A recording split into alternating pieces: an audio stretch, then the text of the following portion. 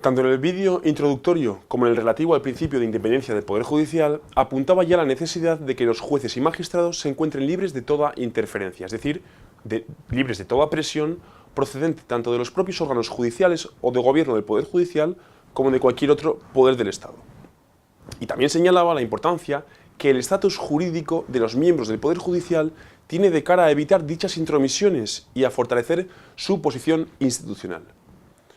¿No acabas de tener claro por qué es tan relevante el estudio de dicho estatus o estatuto jurídico? La respuesta la encontrarás a continuación, al comprobar cómo a los jueces y magistrados se les reconoce una serie de garantías y limitaciones de derechos, tales como los siguientes. La inamovilidad.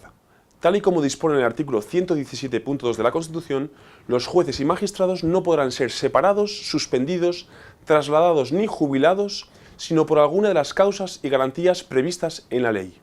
Esta ley, a la que hace referencia el precepto, es la Ley Orgánica del Poder Judicial de 1985, siendo los artículos 378 y siguientes los encargados de desarrollar los supuestos de separación, rehabilitación, suspensión, jubilación e incapacidad. Con esta tasación, lo que se pretende evitar es que el juez o magistrado pueda ser coaccionado con la adopción de este tipo de medidas contra su persona, pese a ejercer su función jurisdiccional de manera adecuada. En segundo lugar, el régimen de incompatibilidades y prohibiciones. De su concreción se encarga nuevamente la Ley Orgánica del Poder Judicial, y ello por mandato del artículo 127 de la Constitución. Así, en los artículos 389 y siguientes de la Ley Orgánica del Poder Judicial puedes comprobar cómo, por ejemplo, el cargo de juez o magistrado resulta incompatible con el ejercicio de cualquier otra jurisdicción ajena a la del Poder Judicial, con cualquier cargo de elección popular o designación política, con cualquier cargo o empleo retribuidos por entes públicos, con todo tipo de asesoramiento jurídico, sea o no retribuido, o con el ejercicio de toda actividad mercantil por sí o por otro. Y como prohibición, encontramos, entre otras, la de pertenecer a una misma sala de justicia o audiencia provincial por parte de magistrados unidos por vínculo matrimonial o situación de hecho equivalente, o de quienes tuvieran parentesco entre sí dentro del segundo grado de consanguinidad o afinidad. También está prohibida la pertenencia a partidos políticos o sindicatos o tener empleo al servicio de los mismos. Eso sí, podrán integrarse libremente en las distintas asociaciones profesionales de jueces y magistrados integrantes de la carrera judicial. Con estas y otras condiciones se refuerza la independencia de los jueces y magistrados a la vez que se proyecta al exterior una imagen imparcial de quien juzga. En tercer lugar, nos referimos a la inmunidad. En virtud de los artículos 398 a 400 de la Ley Orgánica del Poder Judicial, los jueces y magistrados en servicio activo únicamente podrán ser detenidos por orden del juez competente o en caso de flagrante delito, debiendo ser inmediatamente informado de tal circunstancia el presidente del tribunal o de la audiencia de quien dependa la persona detenida.